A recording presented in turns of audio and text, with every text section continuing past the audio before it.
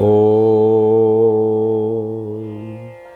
तव कथामृतं तप्तजीवनं कविभिरीडितं कल्मषापहं श्रवणमङ्गलं श्रीमदाततं भुवि गृह्णन्ति ये भूरिदा जनाः। শ্রী শ্রী রামকৃষ্ণ কথামৃত পঞ্চম ভাগ, তৃতীয় খণ্ড, দ্বিতীয় পরিচ্ছেদ।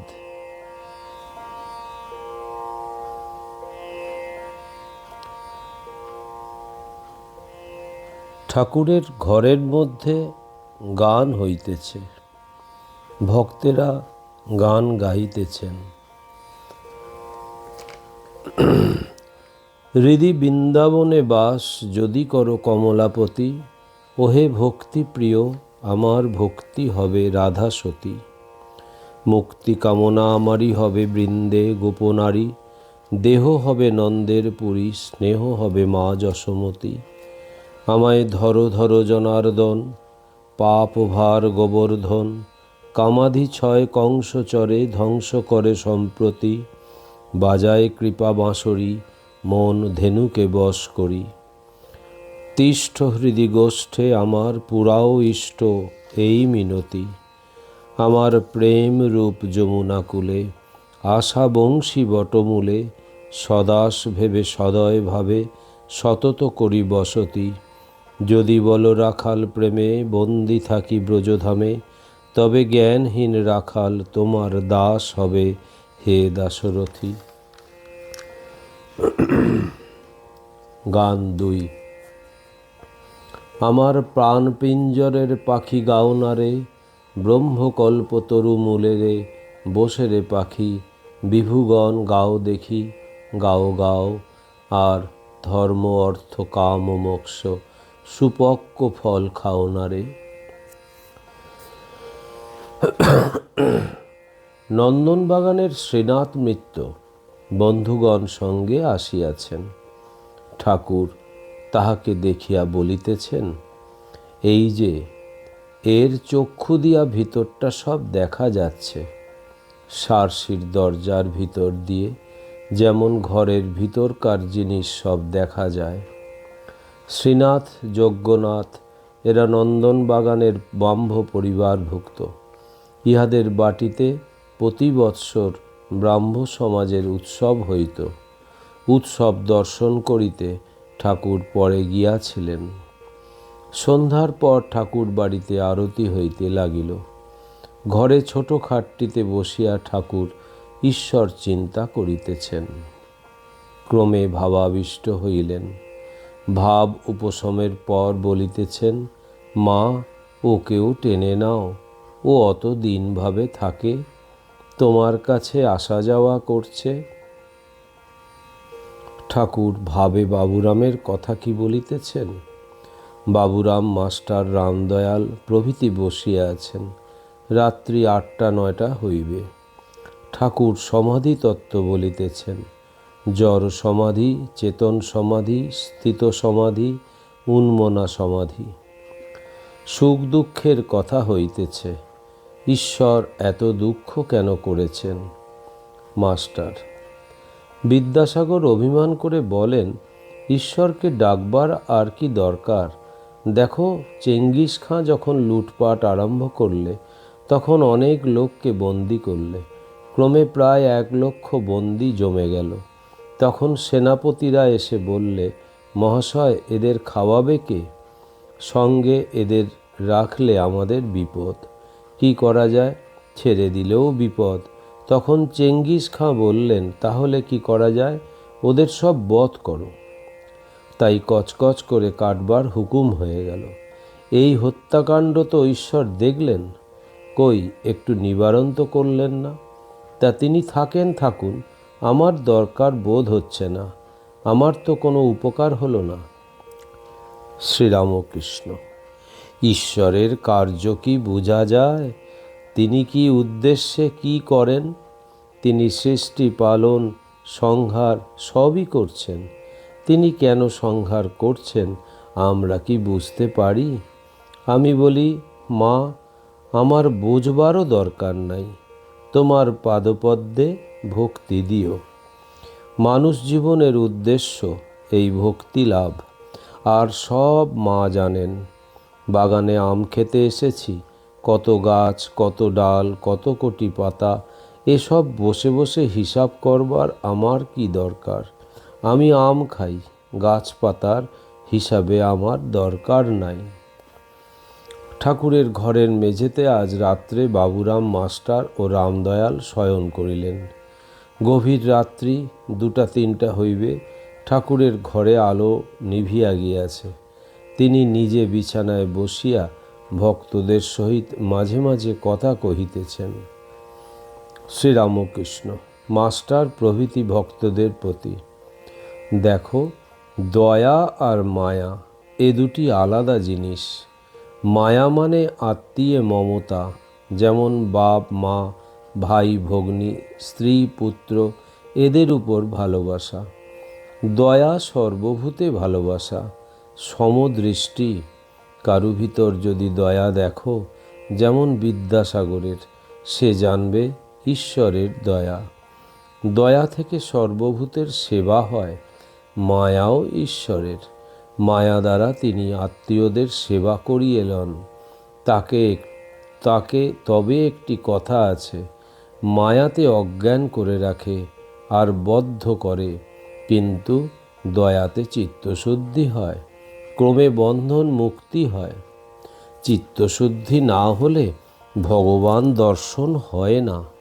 কাম, ক্রোধ, লোভ এসব জয় করলে তবে তার কৃপা হয়, তখন দর্শন হয়। তোমাদের অতি গুহ্য কথা বলছি।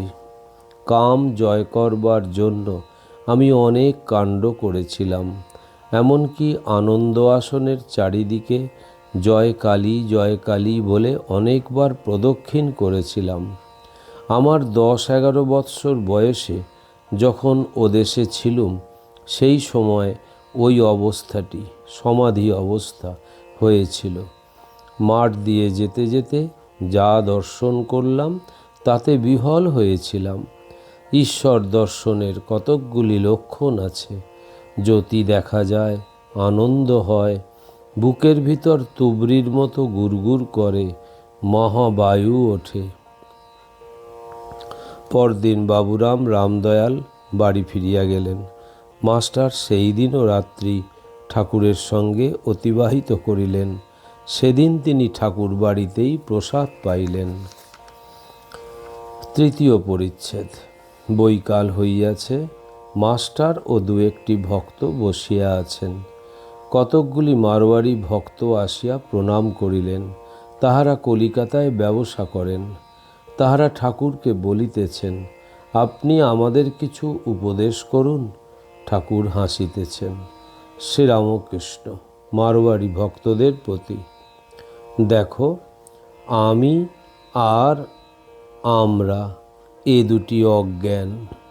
হে ঈশ্বর, তুমি কর্তা, আর তোমার এই সব এর নাম জ্ঞান। আর আমার কেমন করে বলবে?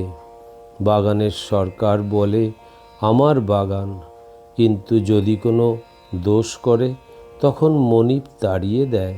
তখন এমন সাহস হয় না যে নিজের আমের সিন্দুকটা বাগান থেকে বের করে আনে। কাম, ক্রোধ আদি যাবার নয়, ঈশ্বরের দিকে মোড় ফিরিয়ে দাও। কামনা, লোভ করতে হয়তো ঈশ্বরকে পাবার কামনা, লোভ করো। বিচার করে তাদের তাড়িয়ে দাও। হাতি পরের কলা গাছ খেতে গেলে মাহুত অঙ্কুশ মারে। তোমরা তো ব্যবসা করো, ক্রমে ক্রমে উন্নতি করতে হয় জানো। কেউ আগে রেড়ির কল করে, আবার বেশি টাকা হলে কাপড়ের দোকান করে। তেমনি ঈশ্বরের পথে এগিয়ে যেতে হয়। হলো মাঝে মাঝে দিন কতক নির্জনে থেকে বেশি করে তাকে ডাকলে।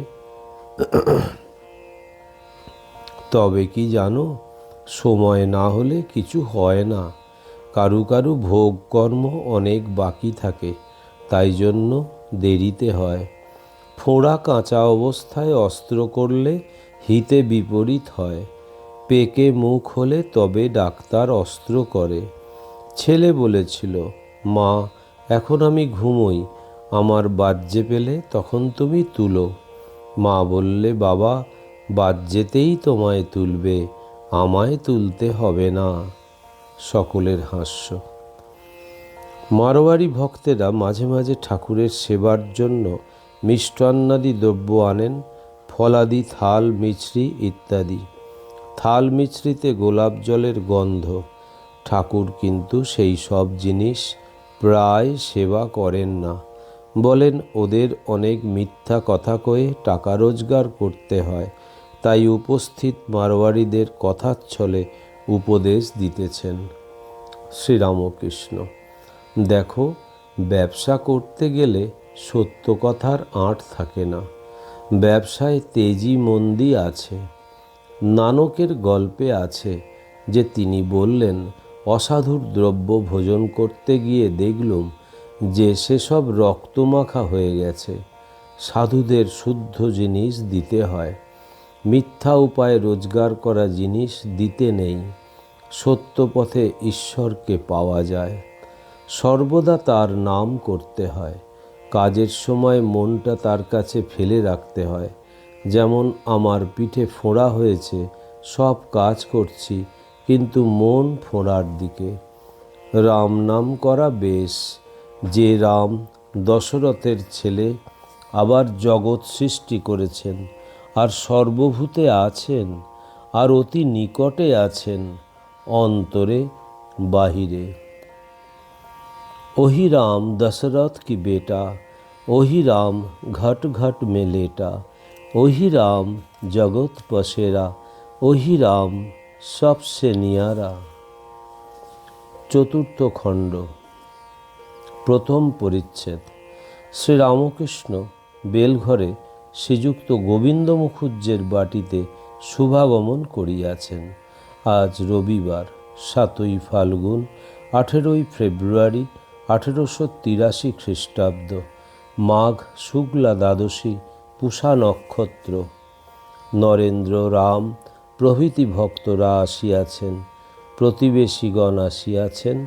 7টা-8টার সময় প্রথমেই ঠাকুর নরেন্দ্রাদি সঙ্গে সংকীর্তনে নৃত্য করিয়াছিলেন।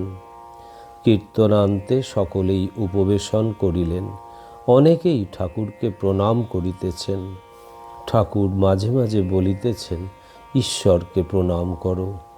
আবার বলিতেছেন, তিনি সব হয়ে রয়েছেন, তবে এক এক জায়গায় বেশি প্রকাশ। যেমন সাধুতে। যদি বলো দুষ্ট লোক তো আছে, বাঘসিংহও আছে, তা বাঘনারায়ণকে আলিঙ্গন করার দরকার নাই, দূর থেকে প্রণাম করে চলে যেতে হয়। আবার দেখো জল, কোনো জল খাওয়া যায়, কোনো জলে পূজা করা যায়, কোনো জলে নাওয়া যায়, আবার কোনো জলে কেবল আচানো শোচানো হয়। প্রতিবেশী, আজ্ঞা বেদান্তমত কিরূপ? শ্রীরামকৃষ্ণ, বেদান্তবাদীরা বলে সোऽহং ব্রহ্ম সত্য, জগৎ মিথ্যা, আমিও মিথ্যা, কেবল সেই পরম ব্রহ্মই আছেন। কিন্তু আমি তো যাই না, তাই আমি তার দাস, আমি তার সন্তান, আমি তার ভক্ত, এ অভিমান খুব ভালো। কলিযুগে ভক্তিযোগই ভালো, ভক্তি দ্বারাও তাকে পাওয়া যায়। দেহবুদ্ধি থাকলেই বিষয় বুদ্ধি, রূপ রস গন্ধ শব্দ স্পর্শ, এই সকল বিষয়। বিষয় বুদ্ধি যাওয়া বড় কঠিন। বিষয় বুদ্ধি থাকতে সোঅহং হয় না। ত্যাগীদের বিষয় বুদ্ধি কম। সংসারীরা সর্বদাই বিষয় চিন্তা নিয়ে থাকে, তাই সংসারীর পক্ষে দাসোহম। প্রতিবেশী, আমরা পাপী, আমাদের কি হবে? শ্রীরামকৃষ্ণ, তার নাম ও গুণগান কীর্তন করলে দেহের সব পাপ পালিয়ে যায়। দেহবৃক্ষে পাপ পাখি, তার নাম কীর্তন যেন হাততালি দেওয়া। হাততালি দিলে যেমন বৃক্ষের উপরের পাখি সব পালায়, তেমনি সব পাপ তার নাম গুণকীর্তনে চলে যায়। আবার দেখো, মেঠো পুকুরের জল সূর্যের তাপে আপনা আপনি শুকিয়ে যায়, তেমনি তার নাম গুণকীর্তনে পাপ পুষ্করিণীর জল আপনা আপনি শুকিয়ে যায়। রোজ অভ্যাস করতে হয়। সার্কাসে দেখে এলাম, ঘোড়া দৌড়ুচ্ছে, তার উপর বিবি এক পায়ে দাঁড়িয়ে আছে। কত অভ্যাসে ওইটি হয়েছে। আর তাকে দেখবার জন্য অন্তত একবার করে কাঁদো। এই দুটি উপায়, অভ্যাস আর অনুরাগ, অর্থাৎ তাকে দেখবার জন্য ব্যাকুলতা। ওম নিরঞ্জনম নিত্যম অনন্তরূপম ভক্তানুকম্পাধীতবিগ্রহং বৈ ঈশাবতারম পরমেশমিড্ডম তং রামকৃষ্ণম শিরসা নমামহম। শ্রীরামকৃষ্ণ অর্পণমস্তু।